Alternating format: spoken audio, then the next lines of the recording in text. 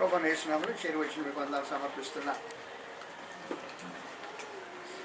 పరమంతుని దేవుడు మానవ నిర్మాణాన్ని గురించి ఆలోచన చేసినప్పుడు సృష్టికి ముందే ఆయన తన సంకల్పాన్ని నిరూపించారు. సంకల్పాన్ని రూపించుకున్నారు పరలోకపు దేవుడు.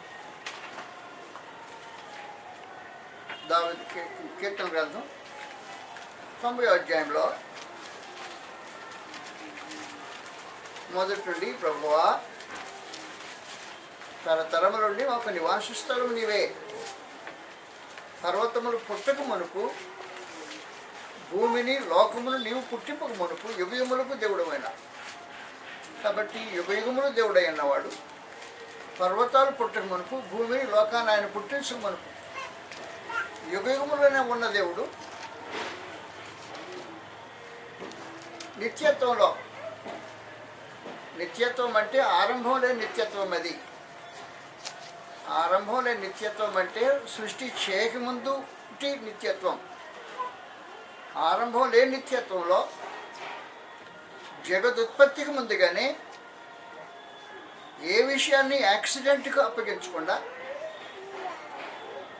అంతములే నిత్యత్వంలో ఎలాగ ఉండబోతుందో సంగతులను నిర్ణయించి తన సంకల్పాన్ని నిర్ణయించిన కార్యములు జరిగించాడు దేవుడు. లోకం పుట్టుక మునిపే 5 ప్రత్యేకమైన సంగతులు దేవుడు నిర్ణయించుకున్నాడు. మొదటి నిర్ణయించుకున్న మొదటి విశేషమైన సంగతి, మానవుని గురించి ఆలోచన చేసినప్పుడు దేవుడు తొలిగా లోకం పుట్టుక మునుపు ఆలోచన చేసిన మొదటి ఆలోచన క్రీస్తు ప్రభు. మనం అనేకసార్లు మాట్లాడుకున్న సమాచారమే ఇది. లోకం పుట్టక మునుపు క్రీస్తు ప్రభు యొక్క బలిని దేవుడు ముందుగా సంకల్పించాడు. దేవుని యొక్క సంకల్పంలో క్రీస్తు ప్రభు యొక్క బలి మొదటిది. మొదటి పేతురు పత్రిక 1వ అధ్యాయం 18వ వచనం ఈ సమాచారం రాబడి ఉంది. మొదటి పేతురు 1వ అధ్యాయం 18వ వచనం నుండి, పితృపారంపర్యమైన మీ వ్యర్థ ప్రవర్తనను విడిచిపెట్టినట్టుగా వెండి బంగారముల వంటి క్షయవస్తుల చేత మీరు విమోచింపబడలేదు, కానీ ఆ మూల్యమైన రక్తం చేత, అనగా నిర్దోషమును నిష్కళంకమునకు గొర్రెపిల్ల వంటి క్రీస్తు రక్తం చేత విమోచింపబడితే మీరు ఎరుగుదురు కదా. ఆయన జగత్తు పునాది వేయబడక మునిపే నియమింపబడింది. కాబట్టి క్రీస్తు ప్రభు యొక్క మరణము జగత్తు పునాది వేయబడక మునిపే, అనాదిలో అంటే ఆది లేనప్పుడు, ఆది యందు దేవుడు భూమి ఆకాశాలను సృజించాడు. భూమి ఆకాశం సృజించక మునుపు అనాదిలో జగత్తు పునాది వేయబడక మునిపే పరమందున దేవుడు క్రీస్తు ప్రభు నందు మానవ జాతి పాప విమోచన జరిగించాలని సంకల్పించాడు. అది మార్చబడిన సంకల్పం. దేవుడు అనాదిలో ఏం ఏర్పాటు చేశాడో అది ఎన్నటికీ ఎవరి చేత మార్చబడేదానికి అవకాశం ఉండదు. ఎవడు మార్చడానికి వీలుండదు. దేవుని అనాది సంకల్పం మార్చబడేది కాదు. మార్చబడని సంకల్పాలు ఏర్పాటు చేశాడు. క్రీస్తు ప్రభు బలి రక్తం వలననే మనుషులకు విమోచన. మానవులు విమోచించబడాలంటే వేరే మార్గం లేదు. ఒకవేళ మనుషులు కనిపెట్టింది లోకం పుట్టిన తర్వాత మానవ జాతి ఏర్పడింది. మనిషికి తట్టింది మతం. మనిషికి మతం వచ్చింది. మనిషికితో మతం వచ్చింది. మనిషి లేకముందు దేవుని ఆలోచన ఉన్నది క్రీస్తు ప్రభు యొక్క బలి వలన మాత్రమే మానవ జాతికి పాప విమోచన జరిగే విశేషమైన కార్యక్రమాన్ని దేవుడు అనాదిలో సృష్టి చేయకమునుపు నరుని గురించి ఆలోచన చేసినప్పుడు పాపం చేసిన నరుని తన సన్నిధికి రప్పించుకోవటానికి క్రీస్తు ప్రభు యొక్క బలి ఏక మార్గం అని పరమందున దేవుడు జగత్తు పునాది వేయబడక మునిపే నియమించుకున్న విశేషమైన సమాచారం అది. అందువల్ల అది మనుషుడు కల్పించింది కాదు. క్రీస్తు ప్రభు అనాలోచనగా వచ్చిన వాడు కాదు. క్రీస్తునందు విమోచన అని చెప్పే సమాచారము మనుషుడు సృష్టించింది కాదు. దేవుని అనాది ఆలోచనలో భూమి లేకముందు సృష్టి చేయకమునుపు నరుడు లేడు ఇంకా వాస్తవానికి. సృష్టి లేకముందు నరుడా నుంచి వస్తాడు? లేకముందు ఒకవేళ నరుడు పాపం చేస్తే, దేవునికి దూరం అయితే, ఆ దూరమైన వాడిని విమోచించే కార్యక్రమం ఏదైనా ఉంది అంటే ఇంకేం లేదు, క్రీస్తు యొక్క బలి మాత్రమే అని దేవుని యొక్క నిర్ణయం అయి ఉంది అది. కాబట్టి దేవుని ఆలోచనలోకి వచ్చిన విశేషమైన సమాచారం అది. కాబట్టి దేవుడు ఆలోచన చేసి క్రీస్తు యొక్క బలిని మానవ పాప విమోచనకు ఉద్దేశించి సంకల్పించిన వాడు అన్నాడు. క్రీస్తు యొక్క బలి కాకుండా మనుషులు విమోచించబడే మార్గం ఏది ఉండదు. అందువలన లోక సంబంధమైన ఏ మతం ఏ పేరు చెప్పినా అది మనుషులు కల్పించుకున్నాయి, దేవుడు కల్పించినే కాదు, మనుషులు కల్పించినాయి. మతాలు విమోచన కార్యక్రమాన్ని జరిగించవు. అందువల్ల పాప విమోచన జరగాలంటే, మనుషులు పాప క్షమాపణ అనిపించాలంటే, మనుషులు పాపులు పరిశుద్ధులకు దేవుని సమ్మకానికి రావాలి అంటే మార్గము ప్రభువైన యేసు అనేది దేవుని యొక్క అనాది సంకల్పంలో భాగమైంది. దేవుని అనాది సంకల్పంలో ఇది భాగం. పరమందు దేవుడు తాను స్వయంగా లోకాలు చేయకముందు ఆదిలో నిత్యత్వం అది. జగత్తు పునాదులు వేయక మునుపు నరజాతికి సంబంధించిన సమస్యలు పరిష్కారంగా క్రీస్తు ప్రభువులో మాత్రమే జరుగుతాయి అనేది దేవుని యొక్క అనాది ఏర్పాటు ఉంది. అపోస్తలుల కార్యక్రమం 2వ అధ్యాయంలో 22వ వచనం నుండి సమాచారం రాబడింది. అపోస్తలుల కార్యక్రమం 2వ అధ్యాయం 22వ వచనం. ఇశ్రాయేలులారా, మీరు ఈ మాట వినుడి. దేవుడు నజరేయుడగు యేసు చేత సూచక క్రియలను, మహత్కార్యములను, అద్భుతములను చేయించి ఆయనను తన వలన మెప్పు పొందిన వారిగా మీకు కనుపరిచినది మీరే ఎరుగుదురు. 23వ వచనంకి వస్తున్నా. దేవుడు నిశ్చయించిన సంకల్పము ఎప్పుడు నిశ్చయించాడు?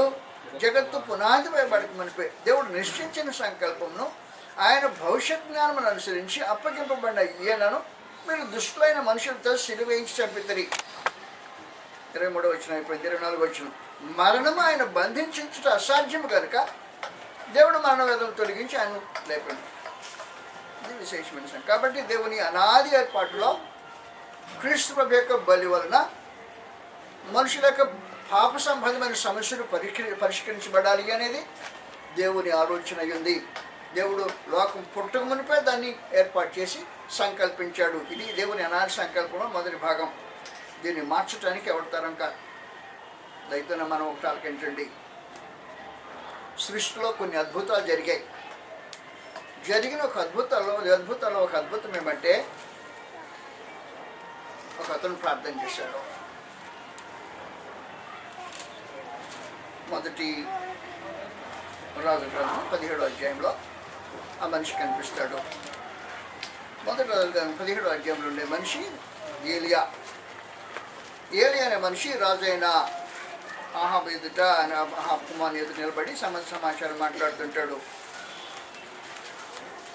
అంతటి తిష్బీయుడు గిలాదు కాపురస్తుల సంబంధిను తిష్బీయుడైన ఏలియా ఆహాబు నద్దకు వచ్చి, ఎవరి సన్నిధిని నిలబడి ఉన్నానో ఇశ్రాయేలు దేవుడైన యెహోవా జీవంతోడు, నా మాట ప్రకారం కాక ఈ సంవత్సరంలో మంచైన వర్షమైన పడదని ప్రకటించాను. నా మాట ప్రకారమే మంచు కురిసినా వర్షం కురిసినా నా మాట ప్రకారం కాకుండా అంటే ఏంటి? నువ్వు వర్షాన్ని మంచుని స్వాధీనం చేసుకుంటావా? కాదు. వర్షము మంచు ఎవరి స్వాధీనంలో ఉందో ఆ దేవుడి సమ్ముకుని నేను ప్రార్థన చేస్తా. నేను ప్రార్థన చేస్తే దేవుడు మంచును ఆ వర్షాన్ని ఆపేస్తాడు అనే ఒక విశేషమైన సమాచారము అతడు నమ్మి ఇలాగూ మాట్లాడేశాడు. యాకోబు పత్రికలో ఈ సమాచారం రాబడింది. యాకోబు పత్రికలో తన ఆసక్తితో ప్రార్థన చేస్తే 3.5 సంవత్సరం భూమి మీద వర్షం కురవలేదని గ్రంథం తెలియజేస్తుంది. 5వ అధ్యాయం, యాకోబు పత్రిక 5వ అధ్యాయం 17వ వచనం. ఏలియా మనమంటి స్వభావం కల మనుషుడే. వర్షము పడకుండానట్లు అతడు ఆసక్తితో ప్రార్థన చేయగా 3.5 సంవత్సరముల వరకు భూమి మీద వర్షింపలేదు. అతడు మరల ప్రార్థన చేయగా ఆకాశము వర్షమిచ్చెను, భూమి తన ఫలమిచ్చెను. వర్షము, మంచు, పరలోక దేవుని స్వాధీనం. ఆయన కురిపించితే కురుస్తుంది, ఆయన దానికి కర్త. కానీ మనుషుడు ప్రార్థన చేస్తే 3.5 సంవత్సరం పాటు భూమి మీద వర్షించలేదు, మంచు కురలేదనే ఒక విశేషమైన సంగతి. దేవుడు మానవ ప్రార్థన ఎంతగా గౌరవించడం మనం ఆలోచించవచ్చు. అద్భుతమైన సమాచారం. అంతకంటే ఇంకొక వింతైన అద్భుతం ఉంది. అది 10వ అధ్యాయం, యెహోషువ గ్రంథంలో 10వ అధ్యాయం. యెహోషువ గ్రంథంలో 10వ అధ్యాయంలో ఒక మనుషుడు ప్రార్థన చేస్తున్నాడు. ప్రార్థన చేస్తే అద్భుతాలు జరుగుతున్నాయి. మామూలు అద్భుతం కాదు అది. 12వ వచనం నుండి 10వ అధ్యాయము, యెహోషువ గ్రంథం 10వ అధ్యాయం 12వ వచనం నుండి. యెహోవా ఇశ్రాయేలు ఎదుట అమోరీయులను అప్పగించిన దినమున ఇశ్రాయేలు వినుచుండగా యెహోషువ యెహోవాకు ప్రార్థన చేసెను. సూర్యుడా, నీవు గిబియోన్లో నిలువుము, చంద్రుడా నీవు అయ్యోయోన్లో లోయలో నిలువుము. జనులు తమ శత్రువుల మీద పగ తీర్చుకునే వరకు సూర్యుడు నిలిచెను, చంద్రుడు ఆగెను అన్నమాట యాషూరు గ్రంథము వ్రాయబడినది కదా. సూర్యుడు ఆకాశ మధ్యమున నిలిచి ఇంచుమించు ఒక నాడల్లా అస్తమింప త్వరపడలేదు. యెహోవా ఒక నరుని మనం వినినా ఆ దినము వంటి దినము దానికి ముందే కానీ దానికి తర్వాతనే కానీ నిండలేదు. ఒక అద్భుతమైన సమాచారం జరిగింది. వాస్తవానికి సృష్టియే స్తంభించిపోయింది. సూర్యుడు ఒక దినమంతా అస్తమించలేదంటే సృష్టి స్తంభించిపోయిందన్నమాట. సృష్టిని స్తంభించేటట్టుగా మానవ ప్రార్థన ఏం చేసిందంటే పరలోక దేవుని సముఖంలో ప్రార్థన చేశాడు. అయా, మా శత్రువుల మీద ఇంకా మేము పగ తీర్చుకోలేదు, యుద్ధం కొనసాగాలి, ప్రొద్దుపోయిందంటే యుద్ధం మానేసేయాలి, కాబట్టి దయచేసి ప్రొద్దుపోనీకుండా ఆపేయమని ప్రార్థన చేస్తే మనుషుడు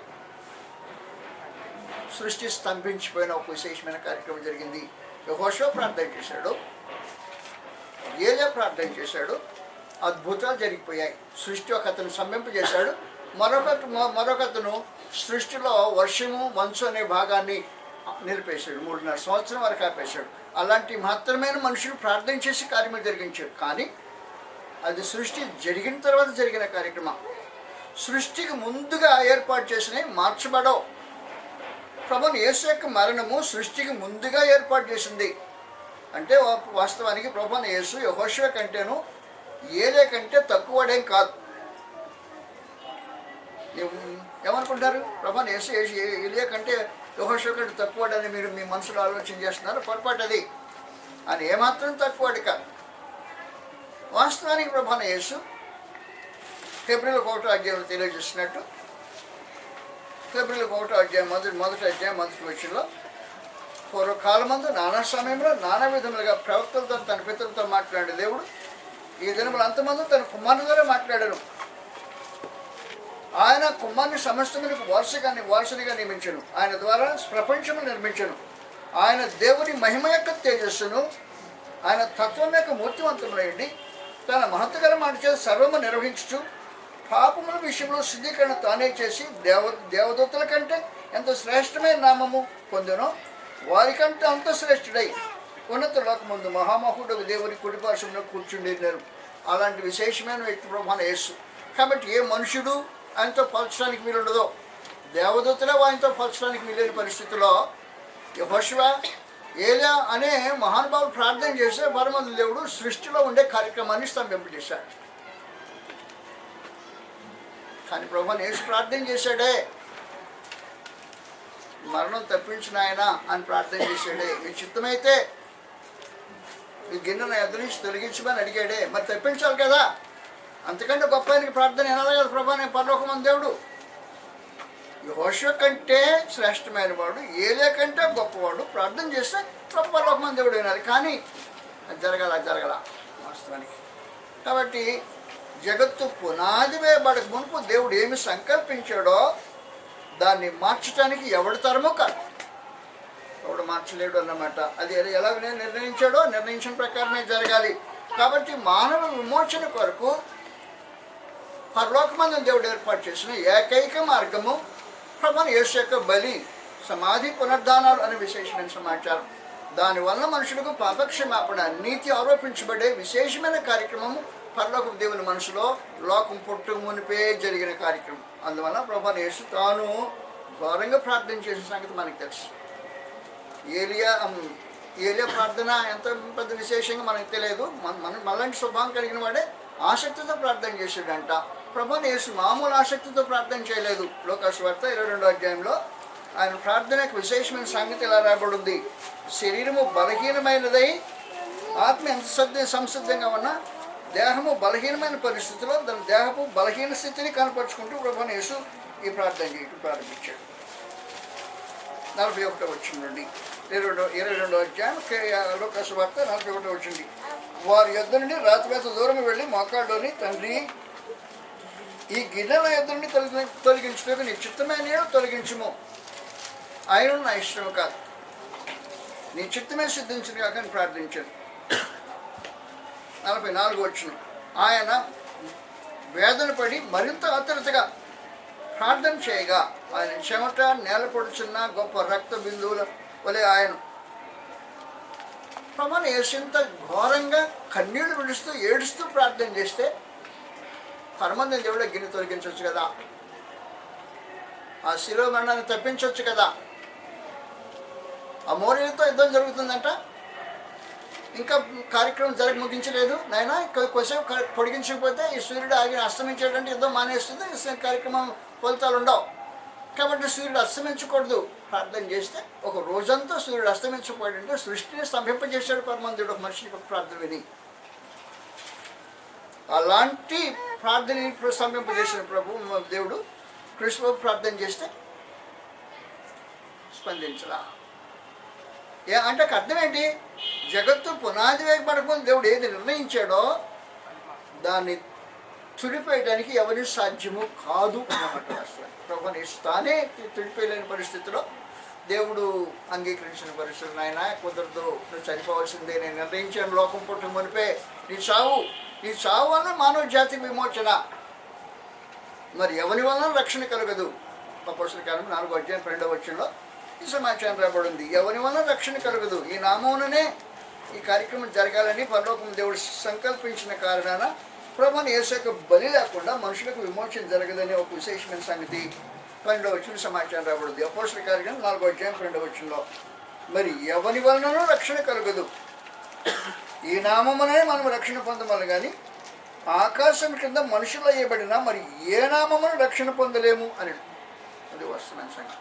అందువల్ల ప్రభువుని యేసు ద్వారా మాత్రమే మానవ జాతికి రక్షణ, ఆయన నామంలోనే మానవ జాతికి రక్షణ, కానీ ఇంక ఏ నామం పెట్టుకొని ఏ మతమైనా దేని వల్ల మనుషులకు రక్షణ కలిగే అవకాశం ఉండదు. ఇది దేవుని అనాది ఏర్పాటులో ఉండే భాగం. దేవుని అనాది ఏర్పాటులో రెండో విశేషమైన సంగతి ఉంది. రెండో విశేషమైన సంగతి అపోస్తలుల యొక్క బోధ. ఏమి బోధించాలి అనే సంగతి దేవుడు అనాదిలో నిర్ణయించాడో. మామూలుగా ఏం చేస్తుంటారని సహోదరులు, మేము స్వార్థకి వెళ్తున్నామని చెప్పేసి వెళ్ళి బైబుల్ ఎక్కడో ఒక సంగతి తీసుకొని మాట్లాడొచ్చి స్వార్థ చెప్పేసామని ఆలోచన చేస్తుంటారు. పొరపాటది. మనుషులు ఏమి వినాలి అనేది దేవుడు అనాదిలో ఏర్పాటు చేసిన విశేషమైన సమాచారం. అది మార్చడానికి అవతారం కాదు. రోమీయులకు రాసిన పత్రిక 16వ అధ్యాయంలో ఈ సమాచారం రాబడింది. అందువల్ల మార్చబడని దేవుని రెండవ నిర్ణయం రోమీయులకు 16వ అధ్యాయంలో 25వ వచనం నుండి సమస్తమైన నిజనులు తీసిన గ్రంథాన్ని.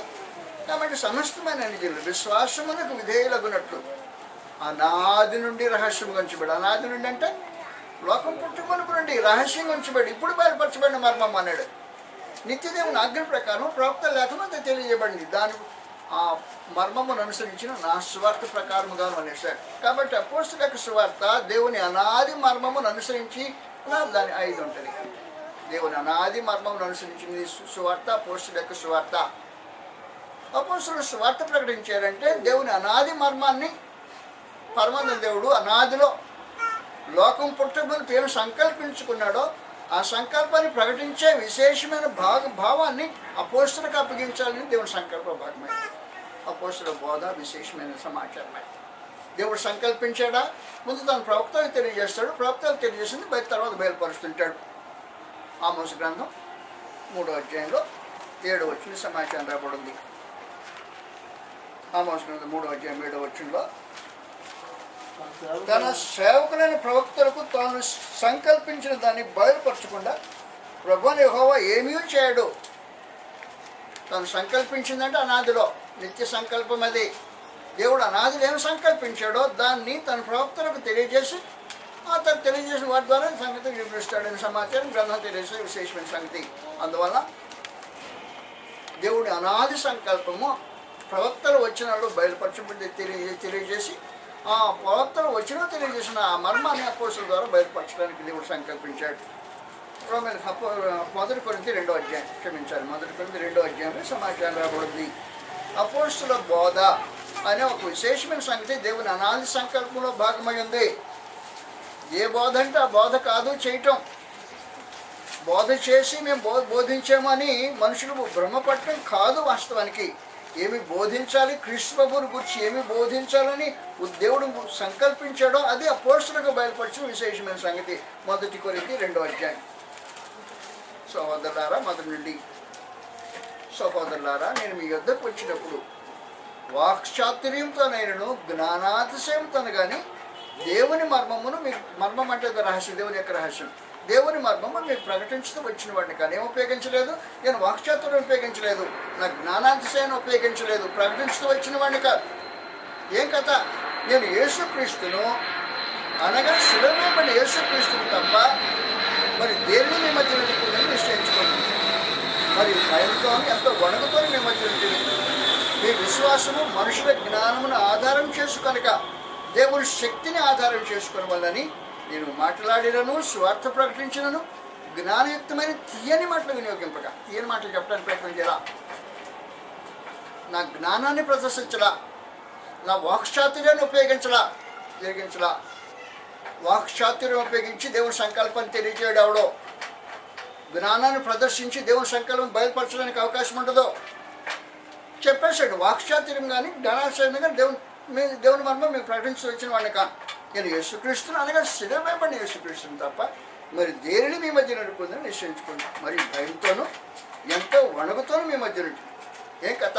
మీ విశ్వాసము మనుషుల జ్ఞానం ఆధారం చేసుకోకూడదు, దేవుని శక్తిని ఆధారం చేసుకున్న వాళ్ళని నేను మాట్లాడినాను, సువార్త ప్రకటించినాను, జ్ఞానయుక్తమైన తీయని మాటలు వినియోగింపగా పరిశుద్ధాత్మయు దేవుని శక్తి కనపరిచే దృష్టాంతులనే వినియోగించుతుంది.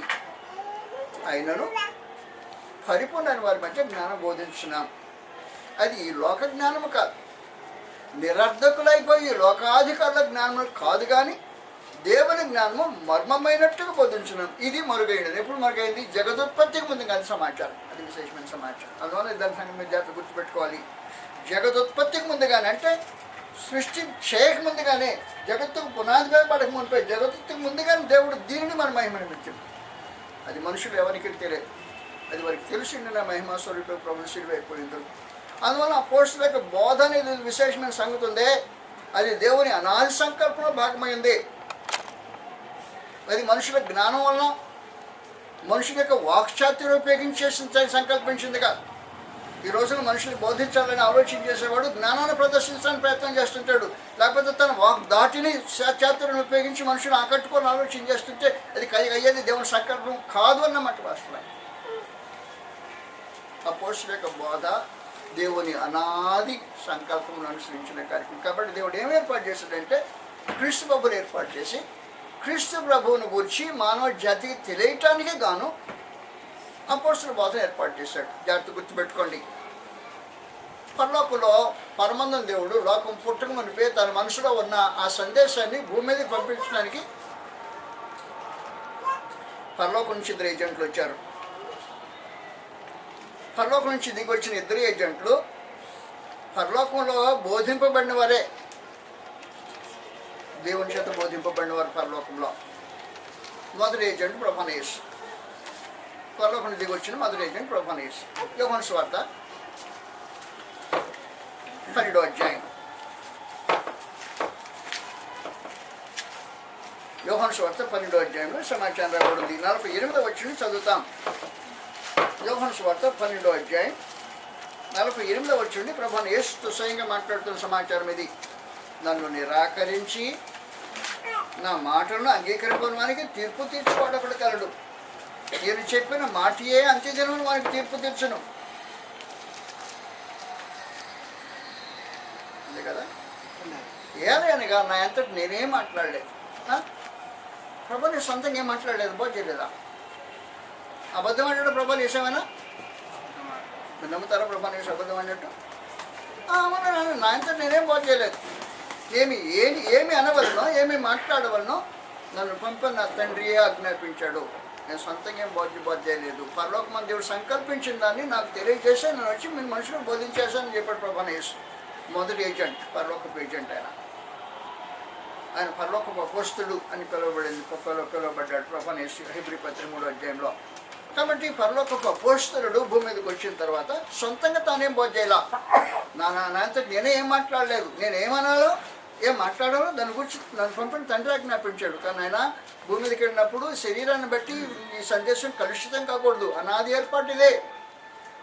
కాబట్టి దేవుని యొక్క అనాది ఏర్పాటు భూమి మీద ఉన్న దేహాన్ని బట్టి కలుషితం కాకుండా ఉండటానికి ప్రభు యేసు రక్తమాంసంలో శరీరధారి వచ్చిన తర్వాత సొంతంగా ఏం మాట్లాడటానికి వీలు లేకుండా పరలోకమందు దేవుడు పరలోకం కంట్రోల్ చేసింది. నేను ఏమనవలనో ఏమి మాట్లాడవలనో దాన్ని గురించి నన్ను పంపిన తండ్రియే నాకు ఆజ్ఞాపించాడు. ఏం మాట్లాడదు నేను, ఏదంటే అది మాట్లాడొద్దు.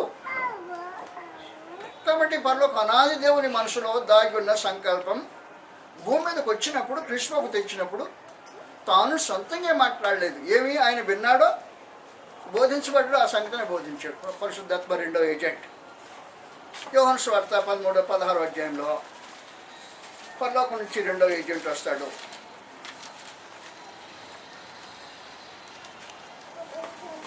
పరలోకం నుంచి వచ్చిన రెండో ఏజెంట్ పరిశుద్ధాత్మ. ఈ పరిశుద్ధాత్మ 16వ అధ్యాయం 13వ వచనం ప్రభు యేసు ఆయన గురించి ఇలా మాట్లాడుతున్నాడు.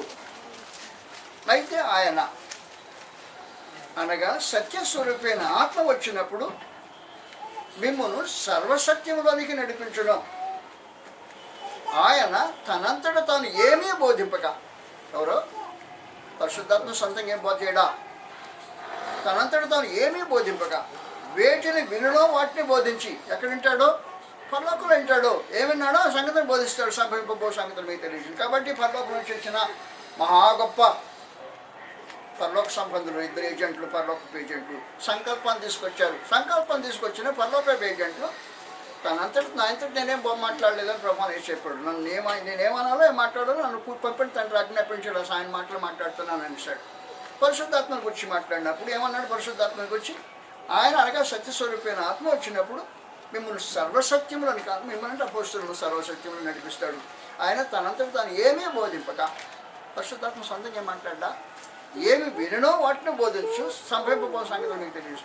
ఇలాంటి పరలోకమందు దేవుడు తన అనాది సంకల్పం ఉండే వాళ్ళ సందేశాన్ని భూమి మీదకి పంపించదలుచుకున్న రోజున భూమి యొక్క వాతావరణం వల్ల కలుషితం కాకుండా ఉండటానికి గాను శరీరధారి అయిన ప్రభు యేసు రక్తమాంసంలో పాలువాడైన సొంతగా బోధ చేయడానికి వీలైన పరిస్థితి. పరిశుద్ధాత్మ భూమి మీదకి వచ్చి అపోస్తులను నడిపించడానికి ఉద్దేశించబడిన పరిశుద్ధాత్మ తనంతా తానేమీ బోధింపక. కాబట్టి దేవుని అనాది సంకల్పంలో ఉండే సందేశాన్ని మానవ జాతికి వినిపించడానికి గాను ఏ విధమైన కలుషితములని కల్మషం లేని సందేశాన్ని వినిపించడం అనేది దేవుని సంకల్ప భాగమైంది. అది అపోస్తులు బోధ చేసే విశేషమైన సంగతి. యోహాను సువార్త 17వ అధ్యాయం 12వ అధ్యాయం 16వ అధ్యాయం అయిపోతే 17వ అధ్యాయంలో ప్రభు యేసు వారికి ఇలా సమాచారం తెలియజేస్తున్నాడు. అపోస్తుల కార్యక్రమం యోహాను సువార్త 17వ అధ్యాయం, క్షమించాలి, యోహాను సువార్త 17వ అధ్యాయం 6వ వచనం నుండి లోకము నుండి నీవు నాకు అనుగ్రహించిన మనుషులు కూడా అపోస్తులు. లోకం నుంచి అనుగ్రహించిన మనుషులు అపోస్తులు అన్నమాట. వాస్తవంగా ఏం జరిగిందంటే ప్రభు యేసుకు అనేక మంది శిష్యులు ఉన్నారు. అనేక మంది శిష్యులు ఉన్నాయి. ఎవరినంటే వాళ్ళ అపోస్తులని పిలవాలా. పిలవడానికి ముందుగా ఏం చేసిందంటే ప్రభు యేసు ఒక రాత్రి అంతా ప్రార్థనలో దేవునితో సంభాషణలో గడిపాడు. లోకాసు వార్త 6వ అధ్యాయం, లోకాసు వార్త 6వ అధ్యాయం సమాచారం కనిపిస్తుంది 12-13 వచనాల్లో. లోకాసు వార్త 6వ అధ్యాయము 12-13 వచనాల్లో ఆ దినములో ఎందులో ప్రార్థన చేయటకు కొండకు వెళ్ళి ప్రభు యేసు దేవుని ప్రార్థించుటేందు రాత్రి గడిపాను. రాత్రి అంతా ప్రార్థన చేశాడు అన్నమాట. ఉదయం అయినప్పుడు ఆయన తన శిష్యులను పిలిచి వారిలో 12 మందిని ఏర్పరిచి వారికి అపోస్తులని పేరు పెట్టారు. కాబట్టి అపోస్తులు అంటే ఎవరన్నమాట? దేవుడు క్రీస్తు బాబుకు ఇచ్చిన మనుషులు. అనేక మంది శిష్యులు ఉన్నారు ప్రభు యేసుకు. కానీ పరలోకమందు దేవుడు రాత్రంతా ప్రార్థన చేసిన తర్వాత ఈ సందేశాన్ని, పరలోకపు దేవుని సందేశాన్ని మానవ జాతి యావత్తుకు పంచడానికి, మనుషులందరికీ వెళ్ళిపోవటానికి ఒక గ్రూప్ ఆఫ్ మనిషి ఒక గ్రూప్ని ఏర్పాటు చేసుకున్నాడు. ఆ గ్రూప్ ఆఫ్ అపోస్తలులు వారు ప్రభువుని యేసుతో జీవించిన వారు, యేసు చేత బోధింపబడ్డవారు. అపోస్తలులు పరిశుద్ధాత్మ చేత సర్వశక్తులను నడిపించబడ్డవారు. ప్రభువుని యేసుతో వ్యక్తిగతమైన బంధం ఇంకెవరికైనా ఉంటే అపోస్తలులు తప్ప ఇంకెవరికి లేదు. ఆ ప్రభువుని యేసు మరణించి వెళ్ళిపోయిన తర్వాత ప్రత్యేకమైన సంబంధం ఎవరితోనే ఉందంటే అది అపోస్తలులకు మాత్రమే. కాబట్టి పరిశుద్ధాత్మ తెచ్చిన సందేశం అపోస్తలులకు ఇచ్చాడు, క్రీస్తు తెచ్చిన సందేశం అపోస్తలులకు ఇచ్చాడు. ఇప్పుడు అపోస్తలుల దగ్గర ఏవో సందేశం ఉంది? దేవుని యొక్క అనాది సంకల్పం మన దగ్గర ఉంది. కాబట్టి దేవుని యొక్క అనాది సంకల్పము క్రీస్తు యొక్క అపోస్తలుల దగ్గర ఉంది. ఇది దేవుని అనాది సంకల్పంలో భాగమైంది. అపోస్తలుల బోధ అనేది దేవుని అనాది సంకల్పంలో భాగమైంది. అపోస్తలుల బోధ వినకుండా ఎవడు రక్షించబడడో నో ఛాన్స్. ఎందుకంటే పరలోకపు సందేశము ప్యూర్గా, ఏ కలుషితము కల్మషం లేకుండా, మిళితం లేకుండా నిగ్గుగా దిగింది అపోస్తలుల బోధలో. అందువల్ల ప్రభువుని యేసు మాట్లాడుతున్నాడు, చదువుతూ 6వ వచనం నుండి, లోకము నుండి నీవు నాకు అనుగ్రహించిన మనుషులకు నీ నామమును ప్రత్యక్షపరిచింది. ఎందుకంటే ప్రార్థన చేసే రాత్రి అంతా ఏ ప్రార్థన చేసి అనుకుంటే వచ్చిన మనుషులు అన్నమాట వీళ్ళు.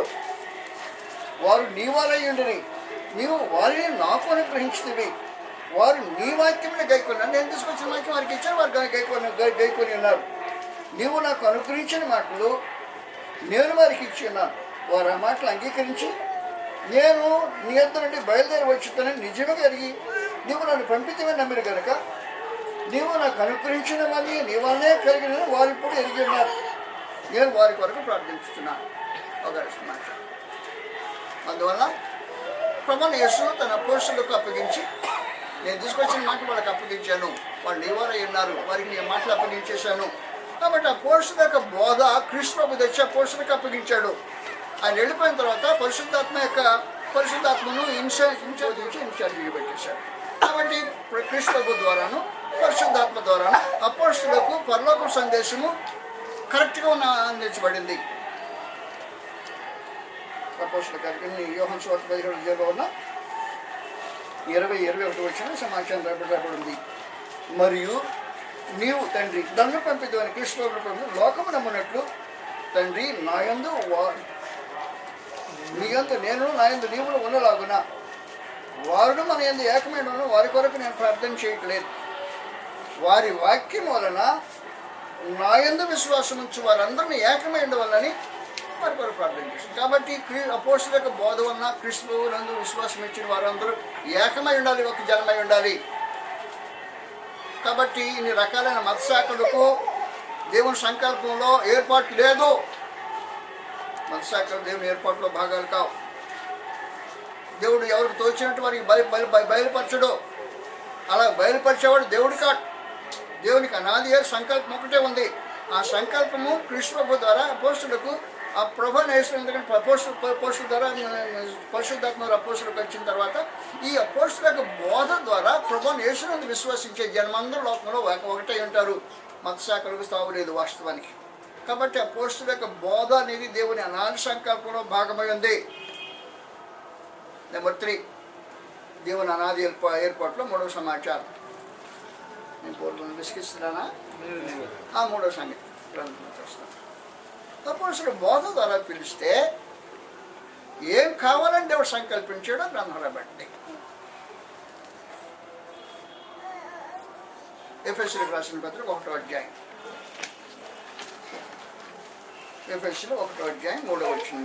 మన ప్రభు అయిన యేసు క్రీస్తు యొక్క తండ్రి అయిన దేవుడు స్థితింపబడుగాక. ఎఫెసీయులకు నాయన చూడండి, గ్రంథం చూడండి, ఆలస్యమైన ఇబ్బందిలా. ఎఫెసీయులు 1వ అధ్యాయం 3వ వచనం. మన ప్రభు అయిన యేసు క్రీస్తు యొక్క తండ్రి అయిన దేవుడు స్థితింపబడుగాక. ఆయన క్రీస్తునందు పరలోక విషయంలో ఆత్మ సంబంధమైన ప్రతి ఆశీర్వాదం మనకు అనుగ్రహించిన. 3వ వచనం అయిపోయింది. ఎట్లనగా 4వ వచనం. ఎట్లనగా తన ప్రియుని యందు, అంటే క్రీస్తునందు తాను ఉచితముగా మనకు అనుగ్రహించిన తన కృపామహిమకు కీర్తి కలుగునట్లు తన చిత్త ప్రకారమైన దయాసంకల్పం చొప్పున. దయాసంకల్పం అంటే లోకం పుట్టుమని ఏర్పాటు చేసింది. యేసు క్రీస్తునందు మనలను తనకు కుమారుడిగా స్వీకరించడానికి ముందుగా నిర్ణయించుకున్నాడు. ఎప్పుడు నిర్ణయించుకున్నాడు? జగత్తు మనము తన ఎదుట పరిశుద్ధులమును నిర్దోషములు ఉండవలని జగత్తు పునాది వేయబడక మునిపే రామచేతాన్ని కృష్ణ మనం ఏర్పాటు చేసుకున్నాడు. కాబట్టి దేవుని యొక్క మూడవ అనాది ఏర్పాటు క్రీస్తునందు మనుషులను కుమారులుగా స్వీకరించే ఒక అనాది ఏర్పాటు ఉంది. దేవుడు మనుషులను క్రీస్తు ప్రభువులో తన కుమారులుగా స్వీకరించుతాడు అనేది దేవుని అనాది ఏర్పాటులో భాగమైంది. మరోసారి చదువుతున్న 4వ వచనం, ఎట్లనగా తన ప్రియుని యందు, అంటే దేవుని యొక్క ప్రియుడు క్రీస్తు ప్రభునందు దేవుడు ఉచితంగా మనకు అనుగ్రహించిన తన కృప మహిమకు కీర్తి కలిగినట్లు తన చిత్త ప్రకారమైన దయాసంకల్పం అన్నాడు. యేసు క్రీస్తు ద్వారా మనలను తనకు కుమారులుగా స్వీకరించటకే ముందుగా నిర్ణయించుకొని మనము తన ఎదుట పరిశుద్ధులమైన నిర్దోషములైనవనని జగత్తు పునాది వేయబడక మునిపే. అది విశేషమైన సమాచారం. కాబట్టి క్రీస్తు ప్రభులో అపోస్తలుల బోధ ద్వారా దేవుని సముఖానికి ఆయనకి సన్నిధికి సువార్త ద్వారా పిలువబడిన వారు తన కుమారునిగా స్వీకరించబట్టమని ఒక అనాది దేవుని సంకల్పం ఉంది. జగత్తు పునాది వేయబడక మునిపే ప్రేమచేత క్రీస్తులు మనల్ని ఏర్పాటు చేసుకున్నాడు అంటారు. కాబట్టి ప్రేమచేత క్రీస్తులో కుమారునిగా స్వీకరించడం అనే ఒక విశేషమైన కార్యక్రమం ఉంది. నీకు అనుమానం రావక్కర్లా, కుమారులు అనగానే మా కుమార్తెలు అనలేదే అనే భావన అనక్కర్లేదు. ఎందుకంటే నిత్యత్వంలో స్త్రీలు పురుషులు అనేవాడు భేదం ఉండదు. స్త్రీ పురుషులు అనే భేదం ఉండదు నిత్యత్వంలో. అనాదిలో నిత్యత్వం దేవుడి సంకల్పంలో ఉన్నట్టు సంకల్పం ముగించిన తర్వాత స్త్రీ పురుషులు అనే భేదం ఉండదు. కుమారులుగా స్వీకరించడం అనేది సంకల్ప భాగం. అంటే స్వీకరించడం అంటే దత్తపుత్రులుగా గైకొంటమని ఒక విశేషమైన సంగతి. దత్తపుత్రత్వం అనుగ్రహించటం. దేవుడు మనిషి పిల్లల్ని ఏం చేస్తుంటే దత్తపుత్రులుగా స్వీకరిస్తాడు.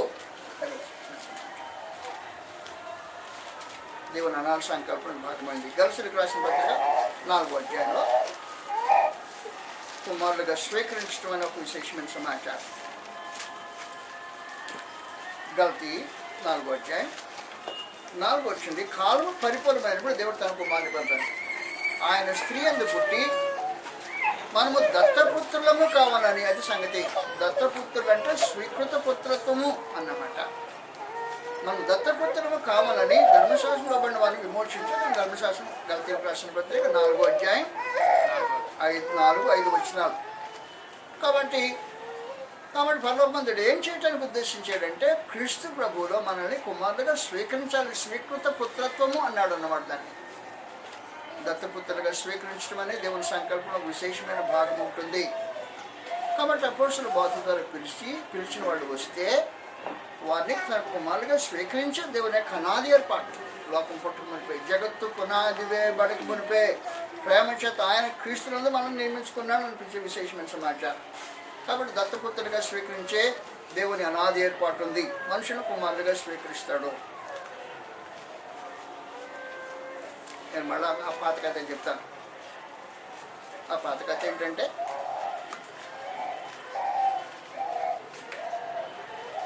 ఒక జడ్జి గారి ఇంటికి కొడుకు చేయబట్టుకుని సాయంత్రం వేళ ఆడి మురికి బట్టలతో ఒక అర్పణ బాయ్ చేతులు పట్టుకుని లోపల తీసుకొచ్చాడు. జడ్జి గారి ఇంట్లోకి ఎవరు వచ్చారు? అర్పణ బాయ్ వచ్చారు. ఎవరు తీసుకొచ్చారు? కొడుకు తీసుకొచ్చాడు. ఆడుకొని ఇద్దరు దుమ్ము కొట్టుకొని స్నేహితులై చేయబట్టుకుని తీసుకొచ్చాడు. సాయంత్రం పూట 4 గంటలకి వచ్చిన తర్వాత ఆ తల్లి ఏం చేసిందంటే, జడ్జి గారి భార్య కొడుకు ఆడి వచ్చాడని చెప్పని వాడికి సాయంత్రం పూట టేబుల్ మీద కూర్చోబెట్టి నాస్తా పెడుతుంది. ఒక్కడికే పెడుతుందా? చేతులు పెట్టుకొచ్చినప్పుడు కూడా పెడుతుందా? కాబట్టి వాడిని కూడా కూర్చోబెట్టాడు. ఎదురుబాటుగా ఇద్దరు కూర్చున్నారు. కొడుకు ఏం పెట్టిందో కొడుకు చేతితో పట్టుకొచ్చినప్పుడు కూడా అదే పెట్టేసి పక్షపాతం లేక. కానీ జడ్జి గారు చూడాలి సీన్ ఏమవుతుంది, ఏం చూస్తే ఏమవుతుందో ఆయన కొంచెం కంగారుగా ఉంది. జడ్జి గారు తన గదిలో విశ్రాంతి తీసుకొని అలా రెస్ట్ రూమ్కి వెళ్తున్నాడు. ఈదుగుండా డైనింగ్ హాల్లో కూడా రెస్ట్ రూమ్కి వెళ్తున్నాడు. రెస్ట్ రూమ్కి వెళ్ళి ఒక చూపేసేటప్పటికి వచ్చిన ఆర్ఫన్ బాయి లేచి నిలబడి గడగడగా ఉనిపోతాడు. అయ్యోరు అన్న గడగడ వణిగిపోతుంటే ఈ చూసాడు. వెనక్కి తిరిగి చూస్తే నా డాడీ కనపడ్డాడు. ఏం డాడీ అన్నాడు. ఎవడరా వీడు అంటే, డాడీ నా ఫ్రెండు అనేసి. ఫ్రెండ్ అనేసిన తర్వాత ఇద్దరు తినడానికి జడ్జి గారు వెళ్ళిపోయాడు. తన రెస్ట్ రూమ్కి వెళ్ళిపోయాడు. తిరిగి వచ్చేసేసి వెళ్ళిపోయాడు. కూర్చుని ఇంట్లో కూర్చున్నాడు. భార్య ఏమవుతుందో అని వణుకుతూ ఉంటాయి. ఏం కాదు. కాసేపు అయిన తర్వాత మన జడ్జి గారు గదిలోకి వచ్చాడు, వెనకాలకు వచ్చాడు. రే వాడు లేచి గడగడ ఉండదు. ఏం డాడీ అని ఏం డాడీ అంటాడు. వాడేం లేచి గారు అంటాడు. రే నన్ను కొడుకు పిలిచాడు. ఏం డాడీ మీ ఇద్దరు పోయి గదిలో స్నానం చేయండి అన్నాడు. ఏ గదిలో? నా బాత్రూంలో స్నానం చేయండి మీ ఇద్దరు. కొడుకు అర్థం కాల సమాచారం. ఈడితో నన్ను స్నానం చేయమంటాడేంటి? స్నానం చేసి వచ్చాడు. స్నానం చేసేసిన తర్వాత అరే నీ సైజే కదా నీ బట్టలు అడుకోవాలి తాతయ్యగాడు అని బట్టలు ఇప్పించాడు. ఈ మురుగు బట్టలు తీసేపించాడు. జడ్జి గారు కొడుకు బట్టలు ఇప్పించాడు. వింతలు జరుగుతున్నాయి. తల్లికి అర్థం కావట్లేదు. సాయంత్రం అయిపోయినా మీ గదిలో పోయి చదువుకుంటారు మిత్రులు అన్నాడు. ఏమిటి మార్పు? కొడుకు తీసుకొచ్చిన కారణాలు తీసుకెళ్ళి ఇద్దరు గదిలో చదువుకున్నాడు. ఇద్దరు కలిసి గదిలో చదువుకొని ప్రారంభించాడు. ఇద్దరు కలిసి బస్ స్కూల్కి పోయారంటారా మన ఇంటికి వచ్చేయండి అని అర్థం కావట్లేదు. తల్లికి అర్థం కావట్లేదు, బిడ్డకి అర్థం కావట్లేదు. వాడు ఆ కుర్రాడు లేచినప్పుడు కనపడినప్పుడల్లా లేచి గడగడ ఉంటాయి గొరువు అంటున్నాడు. అయిపోయిన తర్వాత ఏం జరిగిందంటే ఇతను ఎవరిని ఎంక్వైరీ చేస్తే ఇతను ఆర్ఫన్ బాయ్, ఎవరి తల్లిదండ్రులు దిక్కు లేనివాడు. అందువల్ల జడ్జి ఏం చేశాడంటే అఫీషియల్గా అతన్ని దత్త స్వీకారం రాయించుకున్నాడు కోర్టులో. దత్త స్వీకారం రాయించుకుని ఇంటికి వచ్చేసాడు. ఇంటికి వచ్చిన తర్వాత అడేసి నిలబడి అయ్యారు అని గడగడు ఉంటాయి. ఈ మీద ఇతను డాడీ అని మీరు అన్నాడు. అంతే. ఎవరిని? ఆర్ఫన్ బాయ్ డాడీ అని పిలుస్తాడా? పిలవమంటున్నాడు. నేను దత్త స్వీకారం చేశాను రా, నేను నా తండ్రి అని మీరు నాయన తండ్రి అని పిలిచే తన కుమార్ని ఆత్మను అనుగ్రహించాడు దేవుడు అన్నాడు. కూడా బల్తీల ప్రశ్న పత్రిక 4వ అధ్యాయం 6వ వచ్చిన సమాచారం కూడా ఉంది. కాబట్టి పర్లకు దేవుడు దత్త స్వీకారం చేసిన తర్వాత ఏమని పిలవమంటున్నాడు? అయ్యగారు అని గడగడ వంగొద్దు, నన్ను డాడీ అని పిలువు అన్నాడు. అంతే. అందువల్ల క్రీస్తు ప్రభునందు దేవుడు చేసిన మానవ జాతికి ఉపకారం ఏం చేశాడో తెలిసిన రైతున్న మనం ఆలకించండి.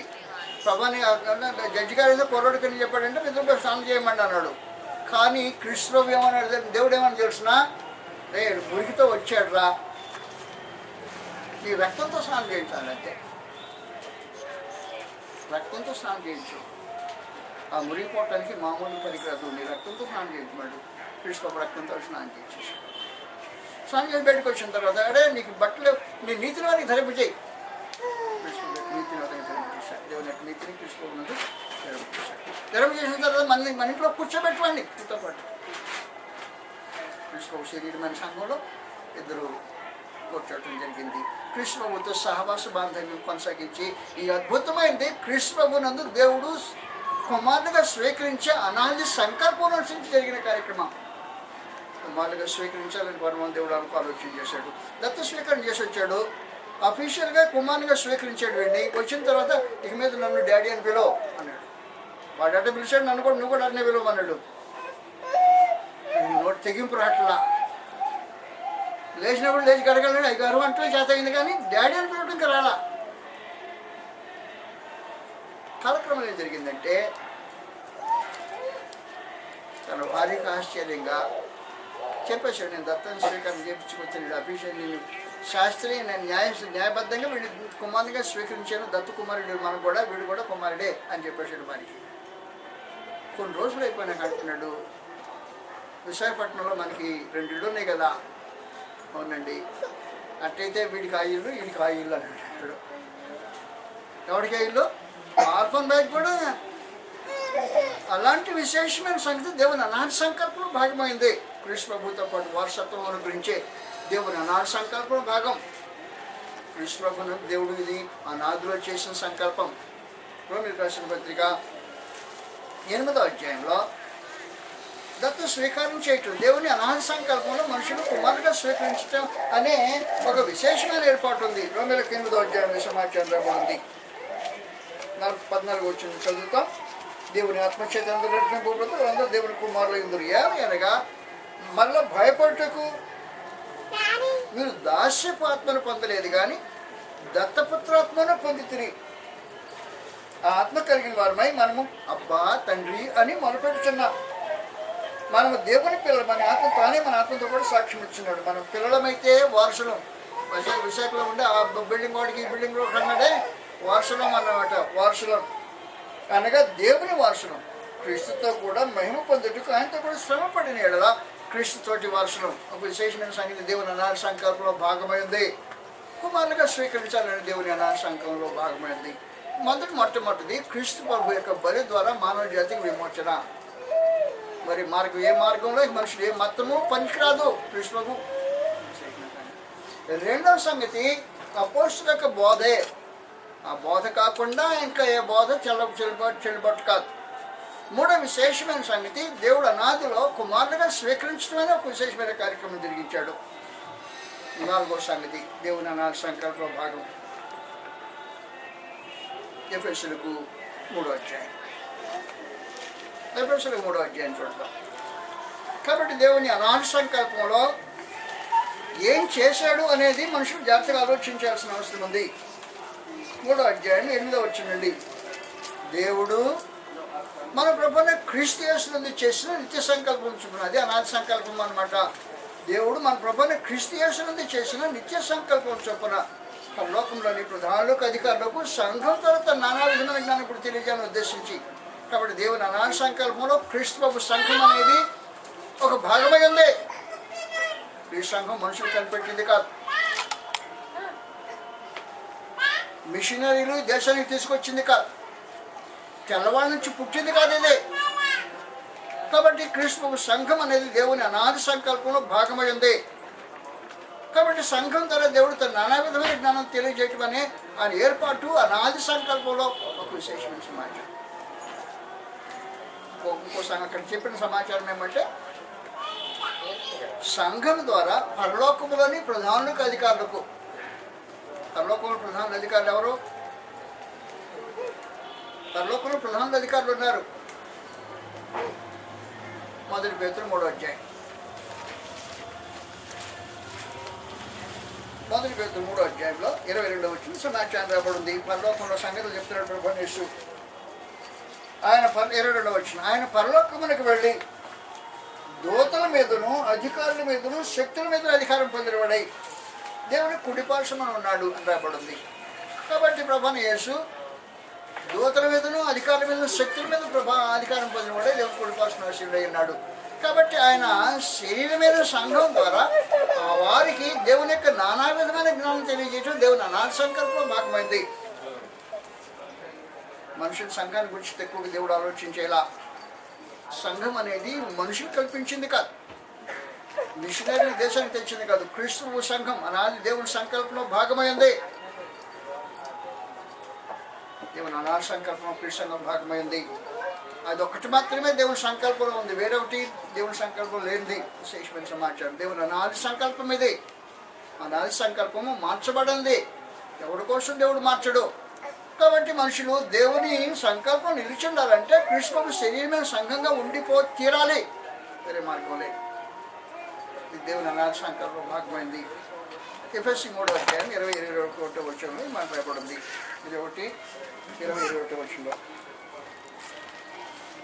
మనలో కార్యసాధకమగు తన శక్తి చొప్పున మనము అడుగుబట్టి 20-21 ఎఫెసీయులు 4:3 ఎఫెసీయులు 3:20-21 మనలో కార్యసాధకమగు క్రీస్తు సంఘంలో కార్యసాధకమగు తన శక్తి చొప్పున మనము అడుగుబట్టేటికంటేను ఊహించబట్టేటికంటేను అత్యధికంగా చేయ శక్తి గల దేవునికి క్రీస్తు యేసు మూలమున సంఘంలో తరతరములు సదాకాలం మహిమ కలుగును గాక. కాబట్టి దేవుని మహిమ ఎక్కడ కలుగుతుంది? సంఘంలో మహిమ కలుగుతుంది. సంఘానికి బయట దేవునికి మహిమ కలగదు, దేవుని మహిమ కలగదు. కాబట్టి దేవుని అనాథ సంకల్పంలో దేవుని మహిమపరచడానికి క్రీస్తు యేసునందు సంఘంలో ఎందుకు తరతరములు సదాకాలం మహిమ కలిగే ఒక విశేషమైన కార్యక్రమాన్ని దేవుని అనాథ సంకల్పంలో భాగమైంది. దేవుని అనాథ సంకల్పంలో భాగాలు 3 చెప్పారు. 1 క్రీస్తు ప్రభు బలి, 2 అపోస్తుల బోధ, 3 దాని ద్వారా కుమారులుగా స్వీకరించబట్టం. ఈ కుమారులు అనేవాళ్ళు కృష్ణుడు శరీరమైన సంఘంలో జీవితం కొనసాగించడం అనేది దేవుని అనాథ సంకల్పంలో భాగమైంది. 5వ భాగం ప్రత్యేకించి వివరించడానికి సమయం కాదు, ఊరికే మీకు పరిచయం చేసి వదిలిపెట్టేస్తాను. రోమీయులకు 8వ అధ్యాయంలో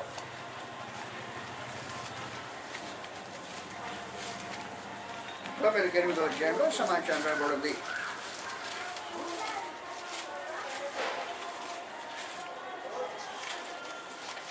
8వ అధ్యాయం 28వ వచ్చిందండి. 28వ వచ్చింది. దేవుని ప్రేమించు వారికి అనగా ఆయన సంకల్పం అంటే అనాదికి వెళ్ళిపోవాల్సిందే.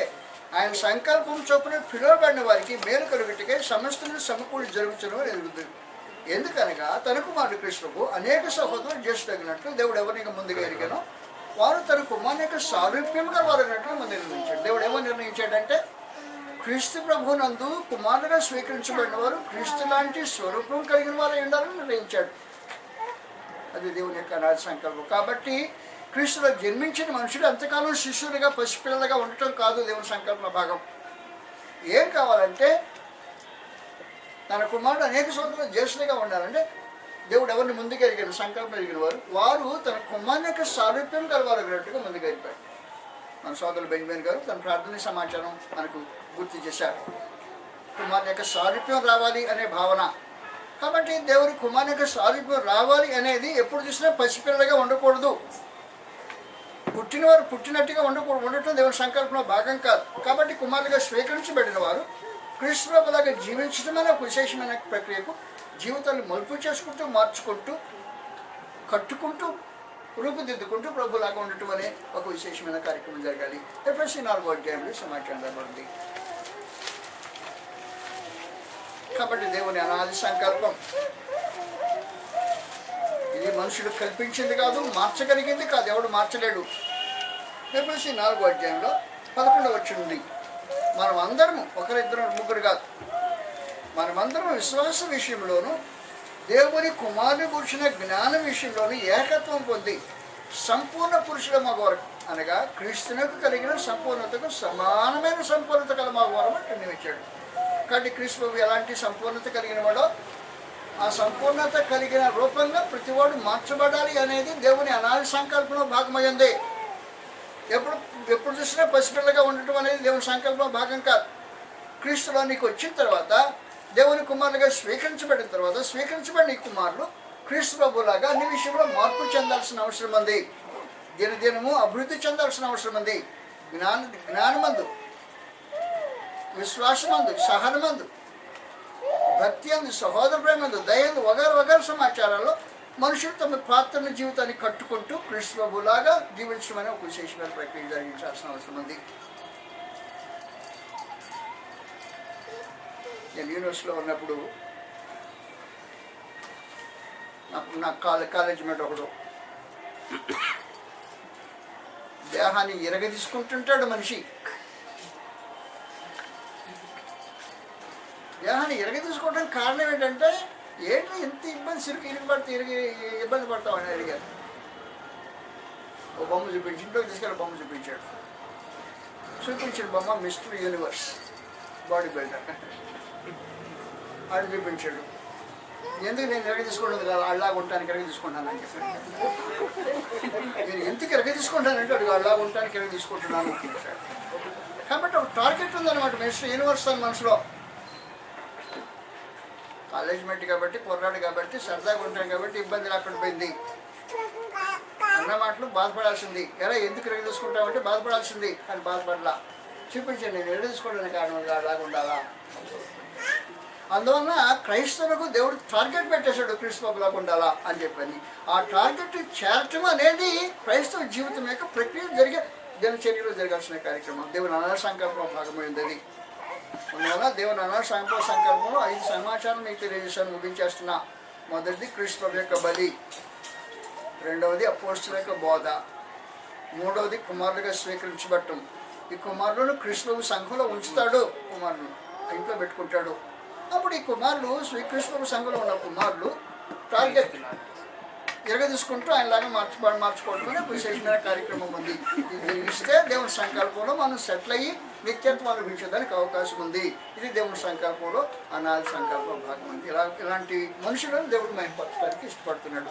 అలాగే మా సంకల్పంలో మనం నిలిచి దేవుని కృపను పొందాలని ప్రభువైన యేసుక్రీస్తు వారి మనం నమస్కారం.